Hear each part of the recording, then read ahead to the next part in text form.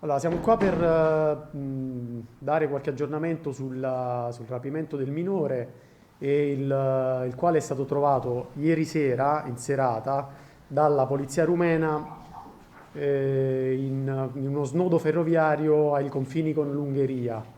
La fuga di Bogdan Irstash con il piccolo David, suo figlio, che martedì scorso aveva strappato dalle braccia della madre in quartiere San Lazzaro a Padova, si è conclusa al confine tra Romania e Ungheria, a Curtici.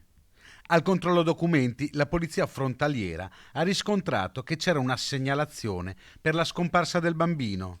Sono scattati quindi gli accertamenti. Il piccolo David è stato affidato all'autorità giudiziaria, mentre il padre non è stato arrestato ed è libero.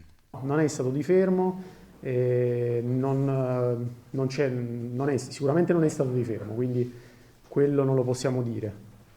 La sua posizione è ancora da valutare. L'uomo si era anche fotografato con il figlio poco prima di essere fermato e aveva postato tutto sui social network. La loro fuga era cominciata martedì scorso, quando il padre, insieme ad altri 3 complici, ancora da identificare, aveva sottratto il bimbo alla madre. Da qui la fuga con un furgone nero, un Mercedes Vito con una targa straniera, che viene catturato da un occhio elettronico. Il mezzo, poi, era stato ritrovato nella periferia di Limena, abbandonato. La scorsa notte, l'ultimo eclatante sviluppo che ha portato al ritrovamento del bambino, in attesa che possa riabbracciare sua mamma.